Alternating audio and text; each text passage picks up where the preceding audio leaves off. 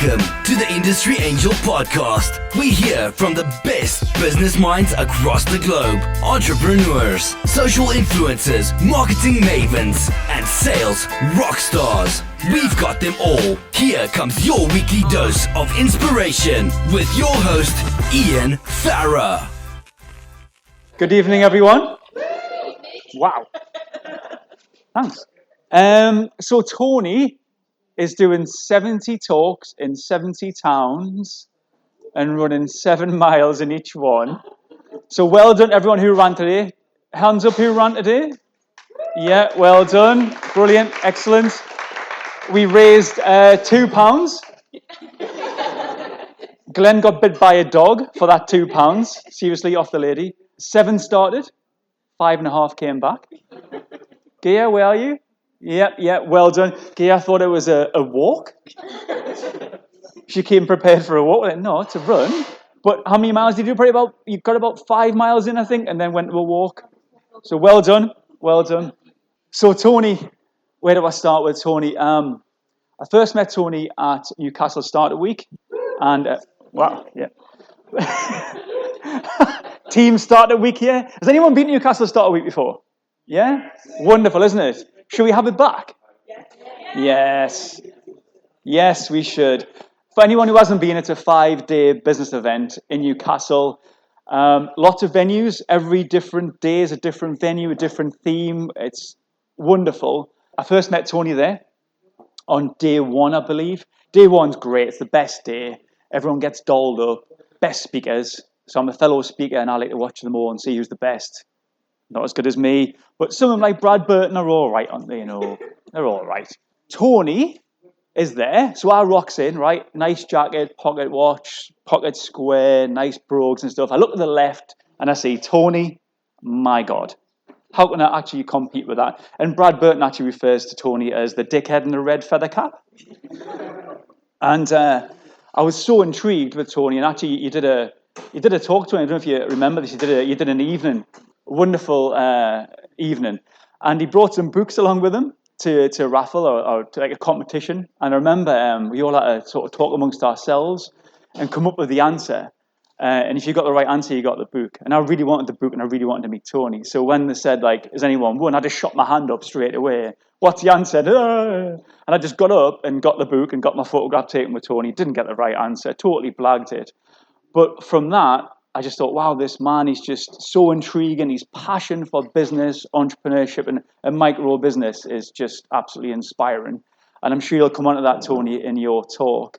And subsequently, every year, we've kind of met at Startup Week and had many a chat, support each other in our content on social media, that kind of thing. And he really does fight the corner for us, micro businesses.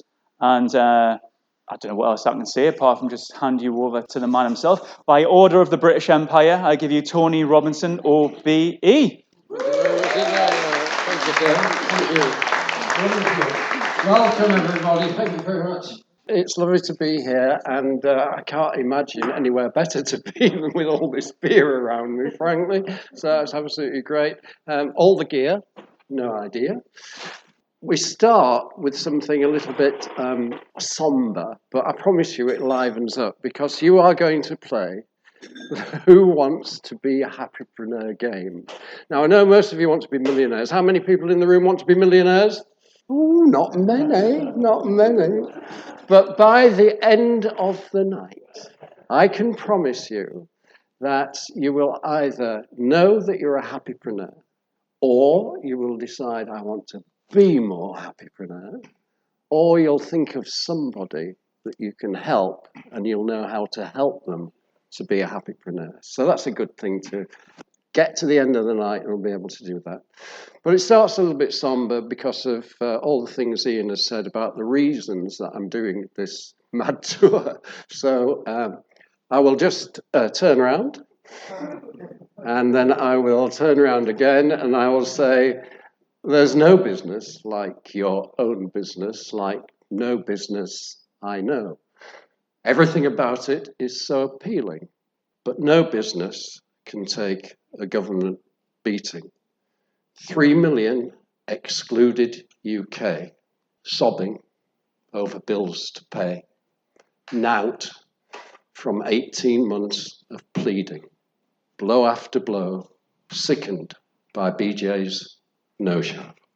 That was a bit somber, wasn't it? But that's the whole point, is the fact that we kind of decided that if I didn't keep the fact that a lot of people everybody's moving on now, and quite rightly, we've all got to live, and we've all got to enjoy ourselves, and we've all got to do things. But there are a lot of people that have got into a very, very dark place. We've had 26 suicides in the Facebook group, for a start. And there was a danger that people would forget about those people that are in quite a dark place. And so what we're doing is raising money. So I'm paying for my own travel and accommodation. If anybody wants to buy a book, The Happipreneur, Why MicroBizMatters, then all my... Great, thanks, Paul. And Paul's in it, by the way. And so that's a reason. That's a reason to buy it. But the Happipreneur, Why MicroBizMatters. So you can get it from Amazon, from Waterstones, from WH Smith. We've got 6 tonight if you want one. But it doesn't matter where you get one from. All my royalties go to the Excluded UK Boost Fund. And the idea of that is just to provide little grants. It doesn't sound much, but maybe 250 or 500 quid. But the hardest thing for me in the whole COVID thing, and I feel a bit guilty because I've enjoyed COVID, because I've had my daughter at home, and so we've had the whole family at home, 3 kids and my wife and various things for this whole period, so that's been a bit special. But the hardest thing during that whole period was the fact that I often get asked to write introductions for books and reviews and various things, and endorsements for lots of books on entrepreneurship, on enterprise, on business ownership, on all these kind of things. And Excluded UK, a very talented author, a chap called Stephen Liddell, wrote a book called Excluded Voices, which is of all the voices, over 100 of them, of people that had actually not received any income support at all. And of course, they'd had to sell their houses, the various things. And it was hard for me because I was writing the introduction to it, but I had to read every single one of these because I don't write an introduction unless I've actually read them. And I mean, it is horrific, is the fact that all of these people, like all of you, how many people are business owners in here? Freelancers, self-employed? That's absolutely fantastic.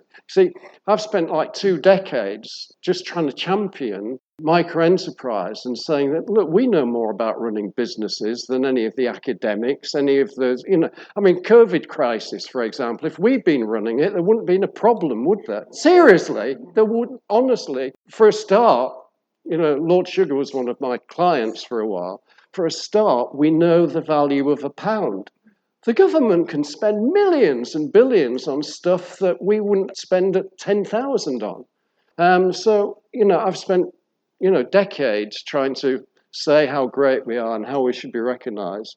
And then all of these people, of course, are incredibly proud of their businesses. So it's not just the fact that they've got no money, and they've had to sell houses, cars, laptops, printing equipment, if they're a printer or whatever it is, to nothing. It's also because something that they've spent years and years that they're very proud of has gone. Some have had to even sell their bodies, which is really frightening out of it all. So these 250, 500 grants can just give people a little bit of hope. We saw that in Hull. I'm patron of something called the John Cracknell Youth Enterprise Bank. We just give grants of 250 to 750. All the newly self-employed young people in Hull got one of our grants. Because, of course, they were all excluded from income support from the government because they didn't have enough years training. So if you do feel able to buy a book or donate, excludeduk.org, absolutely great. And that's the advert gone. But I think it's really important for us all to realise why we're here and why we're doing this tour. And now we will get on to being more Happipreneur. And what more could we want? So basically, there are 3 books here. There's one called Think and Grow Rich by somebody called Napoleon Hill. There's Small is Beautiful by E.F. Schumacher. And there's ours, the Happipreneur, MicroBizMatters. And has anybody heard of E.F. Schumacher, Small is Beautiful? Anybody like to say what's in it? No. Well, it was regarded as one of the most influential books since the war. I think it's number 20 or something in the 100 most influential books since the war. The sadness of it is that it was all about saying that it'd be an environmental disaster, that maximising shareholder value would increase inequality by the rich getting rich and the poor getting poorer, which is one of his lines in here. Basically, all the things that have come to pass in Small is Beautiful. And what he is saying is that, of course, the quality of life and happiness is about doing things in a small way, not doing things in a big way, which big is violent, big is exploitative. When I did Ian mentioned the Micro Myths and Magic show, and when I did that, there were 128 people in the world earning as much as half of the rest of the world's population. 120 people earning half the world's population. It's now 26. The inequality gap in the UK and the USA is preposterous. Well, this wonderful man, E.F. Schumacher, actually said all that was going to happen. And we felt it was a good idea to update it. So the main purpose of the book was the Happipreneur, Why MicroBizMatters, was to write the new Small is Beautiful. The second part of the book was to give everybody everything I've learned from so many different people I've met, business owners and entrepreneurs over my lucky long life. For anybody particularly starting a business or in their early years of business, I've always said that if you can get somebody through the first 2 or 3 years, then, that's the main thing. After that, you probably know more than all the gurus and experts around about your own business. And the third bit was a little bit by accident, because of the many contributors to the book, there's a chap called Mike Winnett. Has anybody heard of Mike Winnett? Well, he's called the Contrapreneur, which is something that I've been trying to do for years and years and years. And the Contrapreneur exposes all the scams and myths and all the fake gurus and all the things that you can pay lots of money for, the seminars, the courses, the books, the tapes, whatever it happens to be. I blame all of that industry, the business support industry. A lot of that is fake. A lot of the happiness industry, which has come over from America now, is absolutely fake and a scam. And of course, the business opportunity industry, and I was chief executive of Amway, which actually formed all the others that you can ever hear about, the Forever Livings, the Herbal Lives, any of those. And of course, they make an awful lot of money, and yet the churn rate is 95% kind of thing. It was while we were writing the book that we thought, well, what's the opposite to the Contrapreneur, which is Think and Grow Rich is Napoleon Hill. I mean, apart from one video I did called Don't Think Twice, It's Our Lives about Boris Johnson, I don't ever usually criticise any individuals at all. I think it's not good. But I would say that I do blame this man, Napoleon Hill, for actually creating the majority of scams that actually go on throughout the world, because everybody has repackaged the law of attraction and many other ways of actually, which makes all of the people talking about it a lot of money, but in actual fact has never been proven to actually do it. And of course, what we talk about is the fact, Mike Winnett, the Contrapreneur, talks about it, is the fact that they have a formula for selling their wares. And one of the first things is a bullshit backstory. They've always got something that goes on as long as this is going on, but goes on for a long time, explaining how they've actually, had a rags to riches story and how they make certain decisions and various things.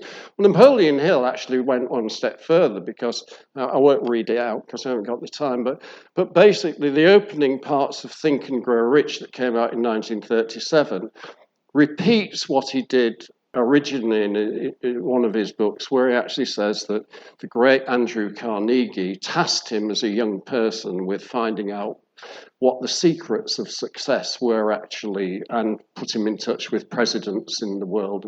None of this has been proven. None of it has ever been seen that Andrew Carnegie actually gave him this task.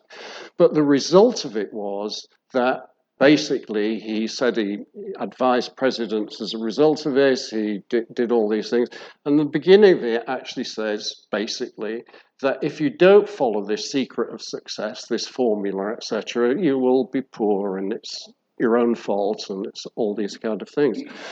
So it was very important for us and Taryn Lee Johnson, who was the co-author of The Happipreneur, to say, how can we actually create something that is the direct opposite of the Contrapreneur and all of these people? And we actually thought it was the Happipreneur. And instead of telling the rags to riches story, like all they do, we'll tell Tony's riches to rags story instead. And so that's what we did. So basically, it was originally going to be published by Wiley, and it was going to be called Walking with the Entrepreneurs. But then we had it published separately as The Happipreneur, MicroBizMatters. And we feel very proud of it because the thing that we wanted to do was try as much as we could to tell the truth. It's certainly the truth as we know it in every kind of thing about what running your own business is really about and how you should be influenced, how you should influence others. And it really tries to break it down to the kind of the bare essentials of what we all know. And as what somebody once said to me, the fact is that what we've done is we've overcomplicated business because there are so many people looking at it. And if you actually get down to the bare, business now isn't actually any different from 300, 400 years ago. Basics are absolutely the same, and if you follow that. And what you actually find is that the real, authentic entrepreneurs, the millionaires that are in this, the billionaires, are all people that will actually follow these basics. There's just some very basic things. There's no secret, there's no process, there's no plan, but there are some very, very basic things. So that's what we've tried to do with the Happipreneur. And what I'm going to do now is actually give you the opportunity to kind of learn those kind of, we're going to strip it down to some of those kind of basic things. And the object is for us to all be happipreneurs. We called ourselves the Enterprise Rockers when we founded something in 2012. And that was our way of trying to describe people like you and I, and I think that I can say that probably is the case, who were not necessarily the people that were pitching for massive amounts of funding, having pitch decks and had an exit strategy when they started off and are looking to be millionaires. The majority of people, as Tim Campbell actually says, who's the first apprentice winner and one of the nicest guys I've ever met, and it's great. And he wrote the introduction to the book, and he said, you've got to remember, my mum was an entrepreneur, just as Tony describes, because, she used to do 2 or 3 jobs at home, actually trying to make money. She used to do jobs baking, she used to do jobs sewing, she used to do different things. And Tony and I both believe it's actually about making ends meet by controlling your own destiny and having as happy a life as you possibly can. And I've had a happy life all my life, but the last 10 years, I've actually achieved what I regard as happypreneurship, which is that in your working life, it's a philosophy for working life. I'm not interested in your other life, but in your working life, if you've got to earn some money, if you're happy 80% of the time, you're a happypreneur. And you don't have to pursue it. You've actually just got to do a number of things that are your values, and we'll go into that. So you're going to learn how to be that happypreneur. You probably all are anyway, but there may be somebody else that is getting very confused with the kind of advice that's going on about how you start up a business or what you need to do, and you can actually just advise them on some of the basics, really, of how you can actually do it. So Enterprise Rockers failed miserably, and we called it MicroBizMatters in the end because that made a lot of sense. And Paul is one of the great reasons why MicroBizMatters movement has been so successful, because our very first MicroBizMatters day, Paul did all the tech for it and was with me in a studio, and we interviewed lots of people, and we call it 1 million helping hands because on MicroBizMatters day, at least 1 million micro businesses will give a little bit of time to help another micro business. So it's very, very good. I'd always wanted to be a poet and philosopher. Happipreneurship is my first philosophy of my own. So, and the only reason I wanted to be a poet and philosopher, I decided at 17 I wanted to be a poet and philosopher, was because I thought it may be popular with women, and it didn't. But I'm still a poet and philosopher, and you can do it as a side hustle because you can't make any money at it. And so whatever you're doing is okay. And then I was at something called the Isle of Wight Festival in 1970, and a guy called Leonard Cohen, who was pretty big then, him and a guy called Bob Dylan were the two icons in our kind of life. And there were 600,000 of us at the Isle of Wight. Quite amazing when you think of it that we had no mobile phones, we didn't even have any big screens and various things, and we're all there. And after Hendrix, and I always feel bad because I fell asleep during Hendrix. Well, I had been, and he was the one I wanted to see, but we had been there for 7 days. Yeah, I didn't know he was going to die 17 days later, did I? If I'd known that, I would have stayed awake and concentrated. So.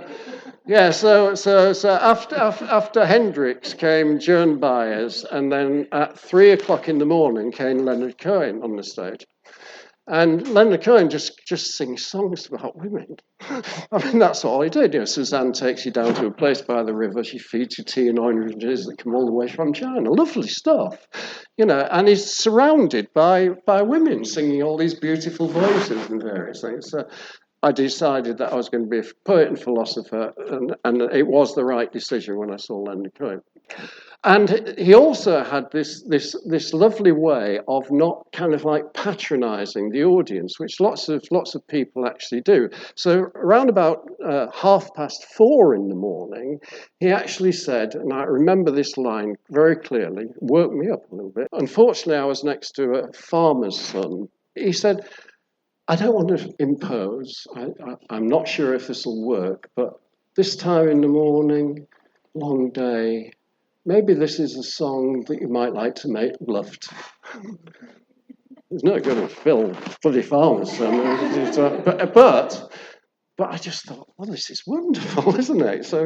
So I'm now a philosopher, and as Katie who is my philosophy tutor, aren't you? Yeah, absolutely. So Katie is my philosophy tutor, and she'll know that the search for happiness does actually come into philosophy. So does wisdom, and so does truth. And Brad Burton's remark was, if you want somebody to tell you the truth, go to the Dickhead with the red feather in his hat. And of course, Orwell said, in a world of universal deceit, it's almost a revolutionary act to tell the truth. And in actual fact, I'm frozen on lots of the social media platforms just because it doesn't work with the algorithms. And these are quite scary times. So the one good thing that I can absolutely assure you is that in you learning by playing the Happipreneurship game how to actually be more happypreneur is that it is all the truth, and it is all based on a philosophy, some Stoic, some others, various things, that people have been doing for years and years and years. And you only get the simplicity of what I'm actually saying because of the fact that for thousands and thousands of years, people have actually agreed that these are some of the truths about living life. So basically, what I want you to do is listen to what Happipreneurship is, and then I'm going to ask you a number of questions. But in order to get in the mood, there was somebody I met 20 years ago, and he's called Henry Stewart. All of the people I'm going to mention tonight are people that you can look up on YouTube and various things, and they're very, very interesting people. And he's called Mr. Happy. Professionally, I've always been interested in workplace happiness. All my clients and my businesses have been large companies and have been interested in workplace happiness because happy workplaces are more productive than any others. And so basically, Mr. Happy always asks this one particular question to the audience. And it's really important for running your own business as well. So the first thing is, how many people in the room, just by show of hands, would think that you work your best when you feel good about yourselves? Fantastic. So that's kind of like all of it. So what should the role of a manager be? Yeah, it should be to make people feel good about themselves. How many managers in the jobs that many of us may have been in see that as their role? What is the main reason that people leave a company? In fact, the same reason they'd be willing to take a 40% reduction in salary for. What is the main reason people say that they're going to leave a company? The boss, yeah, they don't feel valued by the people around them. And of course, that's the reason that 90% of us that are running our own businesses, whatever happens, whatever the government do to us, whatever COVID, whatever happens, they don't want to return to that environment, do they? So what I want you to do as business owners is to actually think, and as when you've been employees as well, is I'd like you to think of a time in your table and just come up with an answer to this. I'd like you to think of a time that you were all working at your very best. I would think, let's just see, on a show of hands, how many people, when they were doing their best work, like that, and you've described why, how many of you were happy? So in a very fast way, I think you've actually designed why, as I said, I'm not going to talk about life kind of thing. I mean, you know, it is crazy, this management stuff, isn't it? And we don't need managers in our normal life, do we? I mean, like, you know, we don't need a manager for sex or various... You don't need somebody who's going to say, well, we tried that 5 years ago and it didn't work, or... That kind, I mean, you just don't need. You know, you're grown-up adults. You can do things yourself. You know, I've got the freedom to do the things that I want to do, and then that makes me happy. That's what you're saying. You know, you're valuing that kind of thing. So you've actually defined in many ways what happiness is. Aristotle said happiness is an activity, which was one of the reasons. So it isn't just a mindset. It's actually about doing things. Yeah. And that's what you've actually described. And the key words for me are you feel valued, you obviously trust yourself. You know, that's one of the problems with managers, is that a lot of people don't feel trusted to actually do something right. So you've actually started to define it. And what I'd like to do is give you a little mnemonic. Now, I have real problems with mnemonics because that last show, I think I had a mnemonic enterprise in it. It's got 3 E's in it. And then while you're talking, you think, oh, God, what are those 3 E's in enterprise? This mnemonic that's meant, you know, anything, excrete or do you know what I mean? It's going to be totally inappropriate. But I've got a really short one. In 1945, France's greatest entertainer, Edith Piaf, just coming out of the war, came up with her and wrote the lyrics to her most successful song. Who was it? Who was the entertainer? Edith Piaf. What was the name of the song? Sorry. It was La Vie en Rose.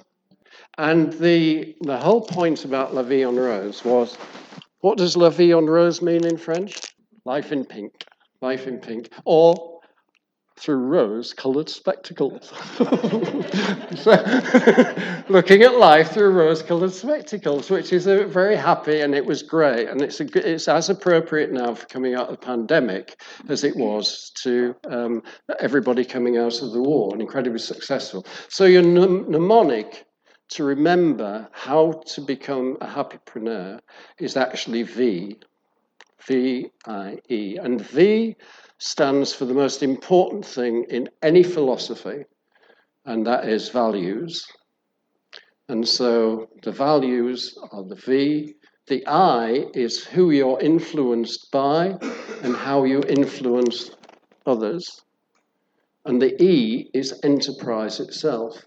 Now, this bit is really controversial, so we'll get it out of the way at the moment, because my view of enterprise is totally different from everything you'll receive at business school, academics, most business advisors. Tim Campbell also said that, he'll tell you things that most business advisors will never want to tell you. And basically, my view of enterprise is the difference between 80% of people starting up a business and surviving past 3 years, and what you're actually told in business schools and accelerators and by business advisors, which probably gives you about a 10% to 50% chance of surviving in your business. And those things are, when you start up, bootstrap, don't borrow. Because basically, until you've got some customers, you're probably just throwing money at the problem. And you don't know what you do. You can't write a business plan until you've actually got some customers and some revenue coming in. The second thing is test trade first. And preferably while you've got other income streams coming in, while you've got a job. And if you're like me, when we started our business 35 years ago, we suddenly found that we had to do things like part-time lecturing and all sorts of things in order to get some income coming in while we were test trading. The business we ended up running, like 90% of startup businesses that they actually thought, which is the big flaw of Silicon Valley in terms of developing platforms, with investors wanting a return in 5 years and loads of money in it, which is why only 10% survive, is once you're on that plan, you don't stop on that plan, because that's what the investors have bought into. The majority of businesses end up having to flex, move, change to what their customers want. The third one is ask a business owner who understands your customers for advice. So generalist advice isn't very much good if you're running a cafe in Whitley Bay, for example. You want somebody who's run a successful cafe and has done something with creative space, and you'll probably find one in Ilfracombe or somewhere else, but that's who you should get your advice from. 4 is build multiple income streams. Even Theopaphitus says this, never ever go all in. Every entrepreneur I know will say, never, ever go all in. Don't ever jump off the cliff, as the motivational speakers will do, and get burnt, because some things will work and some things won't work. And so you actually want to make sure that there are different pots of money coming in for you to be able to make ends meet. And so, for example, in our business, we've always tried to have lots of little product pots as well as we've got service pots, just so that if something goes down, other things like that. And the last one, which relates to exactly what you said in your little groups, is do something you enjoy and you can really do well. And that's the big problem with a lot of business formats, is the fact that it's like exchanging one job for another job kind of thing. Whereas the only way that you'll be able to keep going is actually by actually saying, am I doing something I really love doing? Am I doing something that I can really do well? And then maybe there's a third bit. Am I doing something I really do well that somebody will give me some money for as well? Yeah. And so that's enterprise to me. That is it in 5 different points, and you'll never see anywhere else but in these books. So that's great. So you've defined it. So V. Now, the most important of those is values, and so the greatest happipreneur of all time, in the fact that the greatest contrapreneur of all time was Napoleon Hill. Trump, everybody has followed Napoleon Hill. Oprah Winfrey, even, that's like saying like the Queen in America, isn't it?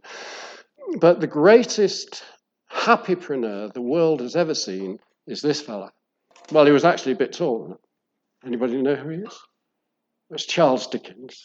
So Charles Dickens is going to tell you some values, if you like, which as we play the Happipreneurship game, you'll be able to see which of the values that Charles Dickens tells you about here are the answers to the question. So basically, the reason he's the greatest happypreneur of all time, he will always be, I don't think it will ever be surpassed, the most revered and popular celebrity worldwide. I mean, basically, people would literally kill to get a ticket to see him read his books in theatres and stadiums and various things around the world. And of course, from a very young age, from about 25 to he died in 58, everybody was waiting in America, in the UK. He spent his holidays in Switzerland. He lived in France for a number of months and various things. He was incredible. He learnt all the languages of all the different countries that he was in and various things. But everybody was waiting for the next thing he wrote at all. And because he was actually writing his novels weekly and monthly in extracts, then of course he was test trading with his audience all the time. So therefore, the Pickwick Papers moved from something like 4,000 sales, which is his very first book, to, in the fourth one, he introduced a character called Sam Weller. This is test trading, seeing what your audience like. And he moved it up to 40,000 sales a week, just by introducing one character that he thought everybody would actually like a soap, various things. And so the whole world was hanging around. When a new novel was actually published, the day it was actually published, there would be something like 150 plays around the world that people had actually created out of his writing and things like that. So it was incredibly popular. But why was he writing? Well, he was actually writing to, and this is a value, very important, be useful. He was actually trying to socially reform Britain. He was a man of the people. He used to spend all his time walking the people. When he died, everybody thought they'd lost their Charles Dickens, because everybody in the world thought he knew them backwards. And, you can't develop 2,000 characters like Dickens has done if you haven't visited the prisons, if you haven't realised, what it was like on the streets of London, if you haven't founded charities, which he did in his own places, for fallen women or against slavery or all of these moves. He was the person that stopped the horrible practice of public hanging and various things. But he did, a bit like a cricketer called Michael Holding actually said last week, he actually did it by embarrassing people through his writing and his satire and various things. And he was changing mood. He gave us Christmas, for example. I mean, he literally gave us Christmas. And after A Christmas Carol came out, everybody was waiting for his special thing that he'd write for the next Christmas kind of thing. And he actually created the environment. So he was incredibly useful. He was also had this incredible energy. If he walked into a room, the whole room felt energized and happier because he enjoyed life so much. He loved doing what he was doing. And those are incredibly important things in happiness. The most controversial of the values that you need as a happypreneur, that you probably won't agree with, is avoiding debt. At 12 years old, Charles Dickens had to work in a blacking factory. And that was shoe blacking, and he was putting labels on bottles, because his father and the rest of the family were in a debtor's prison, which is what they put. And you can't get out of a debtor's prison. So therefore, they were hoping that Charles could earn enough money, which he couldn't, of course, through being in a blacking factory. So at 12, and he never forgot that. And he spent the rest of his life actually making sure that all the family, friends, because that's another value, his family and friends come first, whatever the situation. I mean, a lot of people say, well, it's a bit strange that he divorced he didn't divorce, they didn't have divorce then, but he separated from his wife and various things. But on the other hand, the kids still loved both the parents, and they were all well looked after as a family during it, and this extended family and various things. But he was priceless about avoiding debt. And the most famous phrase is Micawber, isn't it, in David Copperfield, annual income £20, Annual expenditure, £19.19 Result, happiness. Annual income, £20. Annual expenditure, £20, 0 shillings and 6 pence. Result, misery. And basically, one of the things I started championing about 20, 30 years ago about micro-business owners is that government and all the big financial sector and everything see every solution for you as business owners as an access to finance solution. But the price of getting into debt is very high.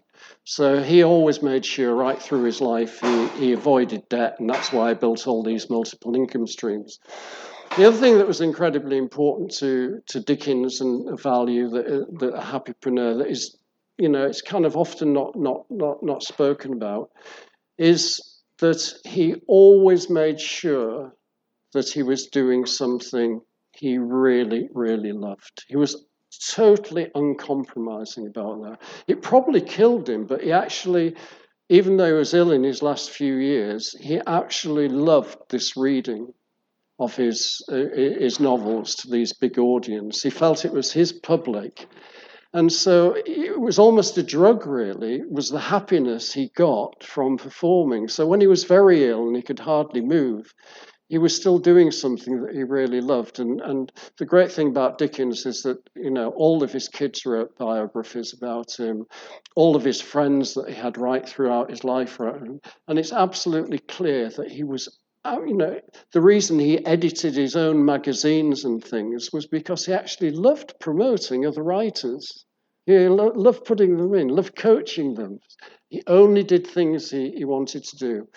But he integrated it all into his work life. So those are just some of the kind of values that he actually did. And the first question comes from my Riches to Rags story, where if you can imagine, we're on the Rockies. So this stage is a big mountain range. Can you imagine that? By the way, Dickens also said that the most important thing in life is in hard times. If you want to write one book by Dickens, read Hard Times, because it's absolutely appropriate for now, because it's actually about against factories, against the circus, banks against the circus. It's actually saying that creative people, as Schumacher said, are happy people. Imagination, it's called in those days, they called it fancy. But the people in the circus are portrayed as happy people with creative skills, with doing great things, whereas the factory owners and the bankers are miserable old sods. Yeah? And they're actually making people like machines. They call them hands. Yeah? And they're doing it. It's a bit like our government at the moment. All the skilled jobs they want are all the crap jobs that they want, kind of thing. So basically, think of this, use your imagination, and it's a mountain range, and it starts in New Mexico, and it's 3,000 miles, and it goes right to, you following it, Paul? And it goes right to the northern point of Western Canada. And I'm going to stumble into some of these mountains. Well, I've actually already been on one. I've been on the Happipreneurship mountain with Charles Dickens, and that's where we're eventually going to go. But I've got to stumble through a number of others before I get to the Happipreneurship mountain. And the first one is the grown-up mountain. And the grown-up mountain, John Lennon had a very good story about it, really. And the grown-up mountain, it's me at 19, and it's 1971, and I've just gone to college. And John Lennon's story was that when I was 5 years old, my mother told me the key to life is happiness. And when I went to school, they said, "What do you want to be when you grow up?" And I wrote on the piece of paper, "Happy." And the teacher said, "You don't understand the assignment." And he said, "And you don't understand life." And basically, I believe that all of these values that you've come up with and I've come up with, they'll be there by the age of 19. What we've got to do is we've got to almost like maximize that we're living to those values. So whatever your values are now, you've actually got to keep in mind and maximize as you go along. And does anybody know what this is? Yeah, wooden crate, similar. It's a pallet. At 19, my father had just died 6 months before, and he was an entrepreneur. A lot of my friends say that they thought that me and my schoolmate, a chap called Sir Jim Ratcliffe, would always be successful entrepreneurs, which is he was. And we used to go on holidays with him, and I never thought he was going to be an entrepreneur. My father was an entrepreneur. He had to do it from ill health, but basically what he did was 7 years before he died, he put 5 box mills together in Hull and said, I'll do all your selling for you. And he used to charge like 0.75%, 2%. So all the big companies in Britain actually came, he filled the factories. They didn't actually have any role in it at all. He actually filled the factories, if you like. And so they'd all be producing, let's say, 20,000 pallets for Bird's Eye or for Bachelor's Fees or for Metal Box or various things. Absolutely brilliant kind of thing. Anyway, he died a few months before I did my A-levels. And I've walked into my first lecture on my English literature and philosophy lecture, and it's my first week, and I'd given some of my poetry to the principal, see what they thought about it, and they later said I shouldn't have been allowed on the course. And then I went into my first philosophy lecture, and it was by a chap called Jonathan Sacks, and he was about a year older than me, 2 years older probably, and he actually became chief rabbi and Lord Jonathan Sacks, and one of the greatest thinkers the world's ever seen. And that one lecture made me realise that, in fact, he spent his life actually explaining what is another important value, is that the we is always more important than the I. The we is more important than the I. We actually gain happiness out of the we more than we do out of the I. And at that point, I knew I'd made the right decision to leave Hull, go to London, to do my course, and not help my mother with the family business, which was obviously going to go down, down, down, down without my father's input. I'd been working in it before. So the question for your teams is, what value of the things we've mentioned between us was the reason why I knew I'd made the right decision to leave my mother with a declining business and declining income, but actually go to study English and philosophy. Is that clear as a question? Which value is it? See if you can come up with that. I knew that what I would enjoy and was good at wasn't. And at the end of the day, you want to control your own destiny. The next mountain I call the Be Upstanding Mountain. And the reason I call it the Be Upstanding Mountain is that from 1985 to 2001, I got my OBE in 2001.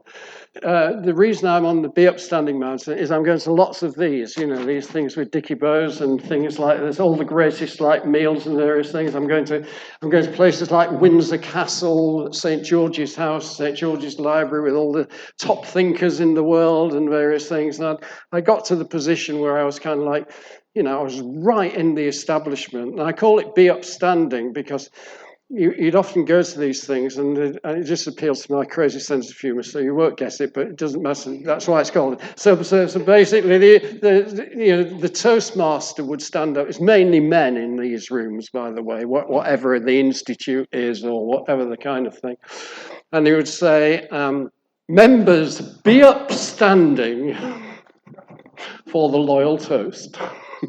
And that's always stuck with me, that. So visually, I had this incredible view. Anyway, but basically, so the Be Upstanding, right? And what's happened in those years, I've got to the point whereby, we've had 16 years of clients and 15, 16 years of clients, a lot of the biggest companies, absolutely brilliant people. And then I founded an organisation which is now based in Darlington. I'm no longer involved with, called Small Firms Enterprise Development Initiative, and I owned the whole thing as well. Started up with my business partner, Claire. I'm sure that's what I got my OBE for. I don't know who nominated me, but that was for services to small firms and training. So I had a great time. We had lots of opportunities for me to earn riches. For example, Bose were one of my clients. Anybody been in speaking, like speakers and various things like Bose? And basically they flew me over to Framingham, Massachusetts, and they wanted me to set up the whole thing, but they wanted me to be an employee. And they'd picked me up in a stretch limousine. And then when I said, well, no, I don't want to be an employee, I like my own business. And they said, ring for a taxi. So it was like, so we'd had lots of opportunities to make lots of money. And I'd founded this organisation called Svedi. And I was running this event at the Bank of England. And I ran many awards ceremonies. The later ones were a lot more funky. There are things like the Magic Circle and Kensington Roof Gardens and things like this. But this time, it was at the Bank of England. I was in the loo. And I hate people coming up to you in the loo and talk. I don't know about you, but I hate it. And anyway, so I was in the loo, and one bloke came on this side. And he was from a bank, senior. He was from Lloyd's, actually. If anybody banks in Lloyd's. So he was from Lloyd's, and he said, what are we going to do, Tony, about the great unwashed? And the other one came up and said, they're all lifestylers, aromatherapists and things like that. And I thought, I don't want to be in this be upstanding establishment thing anymore. So what was the value that made me take a different path at this stage? So I actually started separating myself from being right in the establishments and doing lots of government contracts and things myself. What made me actually decide I'm not going to allow our business anymore to do all these government contracts. The way they're treating small and micro businesses, which is that phrase, the great unwashed, all lifestylers, I don't like really being associated with that kind of whole thing. So what made me decide to not take any more contracts from government in that kind of area? I think it's the fact that you've got something that you just can't move from. And I realise that it's a form of discrimination, really. I've spent the last 20 years really fighting for micro business owners because it's discrimination. And you can either be part of the discrimination. It's like I really applaud my wife. She's like 7 stone. She's under 5 foot. And if she sees anybody being racist, she doesn't stand back or whatever. She actually goes for the jugular. She says, don't talk to people like that. It's not right. Or if she sees bad behaviour, she'll actually do it. And there's a point at which you're being compromised, isn't it? By just the fact that you're standing back and laughing at the jokes or, that kind of thing. So it's absolutely right. And there was a second reason, which I'll give you, which was the most controversial one. I'd actually moved in 2001 to Scarborough. And so I downsized for the 3rd time in my richest rag story, and I've spent 20 wonderful years in Scarborough. It's absolutely great.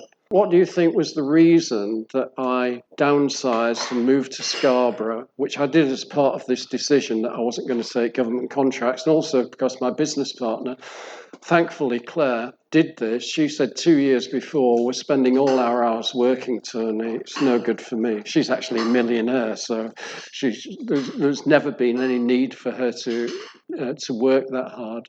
And so she said, I want to spend more time traveling the world, and so I'll only do 2 or 3 days a week from now on. And all those things came together, and so I decided to move to Scarborough and get an office there, and it's been an absolutely magic thing. Quick guess, what was the reason I decided to move to Scarborough? Quality of life, yeah. And I've got to be ruthlessly honest with myself. It is that, but it was avoidance of debt. We paid off the mortgage.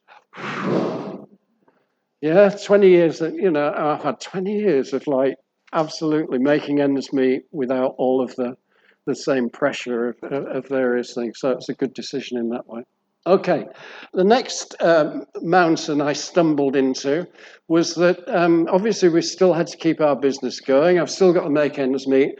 And so I tried this. It's the Champions Mountain. I mean, I didn't get this. I mean, I've been very lucky enough. I've won lots of Lifetime Achievement Awards for Enterprise, and I'm still here because I'm sure that all of those Lifetime Achievement Awards, they thought I was going to peg it soon, you know, whatever. But anyway, so I have had lots of awards, but this is my favourite one because it's the world's best dad champion. So that was, but yeah. So basically, I started champion. So Investors in People, I was small business champion for them. I was vice president of the National Federation of Enterprise Agency. Anything that I thought would really benefit small and micro business owners. I wasn't getting paid for these things, but I said that, you know, I'd actually do it. And in fact, Investors in People was probably the scariest, most life-defining moment of realizing about how short life is and how you should actually get that 80% happiness in your working life day, every single day, because that was 7-7. I was there to do a meeting at Investors in People as their small business champion, and I got out of King's Cross, and there were people coming out of King's Cross. I went to Russell Square, soot-covered people there. I went to Night and Day, which is one of my favourite cafes along Woburn Road, whatever it's called, Tavistock Square, that kind of area. Half an hour later, that bus flew up just behind us, kind of thing. And it was the strangest day I've ever had. It took me a couple of days to get back on the tube and various things. And it just makes you realise how things are. And so I'd been doing this small business champion and tried to do as much as I could for all of us and do things. Had some wins, had some losses. And then two events happened in 2009, 2010. And our book has photographs in it. As well as, so that's good for those people who don't like reading. So, but there was a, yeah. So the first one is that I was on something called the Ethnic Minority Business Task Force, and a group of us actually met for something like 2 years. You know, government often create consultative committees and various things, and they invite business owners and various things to be on it. And basically, after 2 years, there's a picture of me, and Lord Mandelson is at the front. He's Labour. James Caan, you may have heard of him, various things, is on there. And there's all of us there. And but basically, I'm not usually in the background, but I'm hiding because I'm like really embarrassed that I was on this Ethnic Minority Business Task Force, because not one recommendation from all the real business owners went into the final report. That's because it didn't fit the government agenda. And then a few months later, I was at Lloyds Bank just before the Conservative Party got in. And it was one of these, you know, discussions where it's all, you know, they've done some research and you're all, you know, strictest confidentiality of a small number of people, and these are the policies that they're going to introduce as a government, and they want some feedback before they actually do it. And my pet hate is people that have never started and run a business advising people how to start and run a business. And they said that they were going to get rid of all the business support infrastructure, and what I'd been campaigning for and championing for ages is universal startup. Everybody deserves the right to have the lowest costs, best support available to them to give them the best chance of actually surviving and thriving in 3 years. And they were going to replace it. The organisation I'd founded was going to be a 1 million beneficiary of it. They were going to create a mentoring programme where all the bloody redundant bank managers and corporate executives and various things would mentor startups. So I decided to make another decision. And my decision was to say to Claire and Eileen, I'd like to take a sabbatical for a year. And I went to Malta for a year. After I came back from Malta, I created the Enterprise Rockers and MicroBizMatters movement with somebody called Tina Bowden. And I've had time of my life, really. I've never been unhappy any time through my life, my corporate jobs or anything like that. But I can genuinely say that I have been happy 80% of the time throughout being on the Happipreneurship mountain, which is where I started off.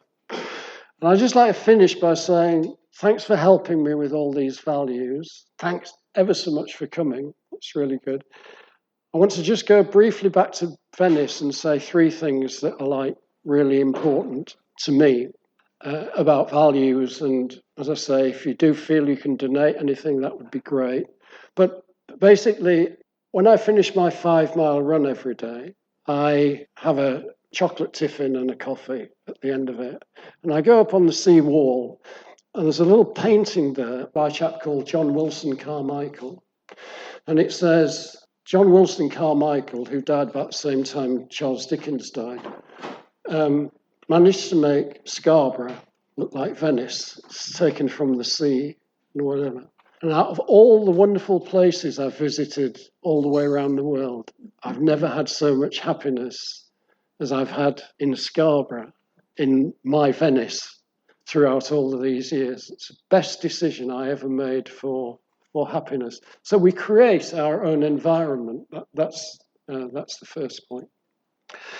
There are 2 women in my life that I've mentioned already that none of this could have happened without, and the story couldn't have been told without Claire Francis, my best friend and business partner for those whole 35 years, and my partner for life, Eileen, of 50 years. But there is a third person that taught me a great deal. My inspiration is Kanya King, and that's not the person I'm going to mention now, but I do want to mention Kanya, because like Tim Campbell is now going on the next version of The Apprentice with Karen Brady, so that's good for him, because he's one of my favourite people in the world. But Kanya King CBE is my inspiration, because the reason I came back and got onto the Happypreneurship mountain was that I do believe that I've tried to be useful as a value during those 10 years.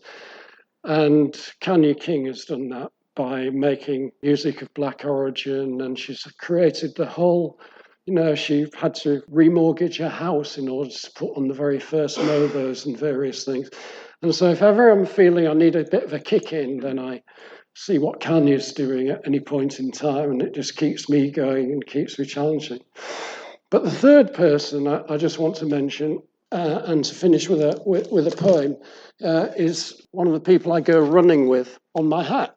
These are 5 friends of mine that all died far, far too young, and that I raised money for Macmillan Cancer for. And she was a tour guide, and Venice was her most favourite place. She absolutely loved it. But then she went on to help alcoholics and drug users and different people. And she got an MBE for her work in social housing, because she believed very greatly that everybody should have an independent living. Everybody should be able to do it. But she was a larger-than-life character. The one thing that she did was she never stood back. She never actually let things happen. She always made things happen to the values and integrity and authenticity she had. And I miss her very much, and I wrote a poem, and it's called One St. Jude. Not had much luck spotting saints, just the 3. One was my philosophy lecturer, became chief rabbi, then a lord, barred from sainthood, obviously. 2 was one of my aunties, Dolly and Annie, lived in a prefab in Hull. Dolly looked after Annie. Auntie Dolly's body was bent. She was so old, about my age now, and I was 7. So I didn't record her miracles like bowling mystery off-spin for hours to knock my forward defensive into shape, which just leaves 3. The only one that counts, St. Jude of Willoughby High Street, where saints are not plentiful. So it was a right good spot by me of this 16-year-old saint.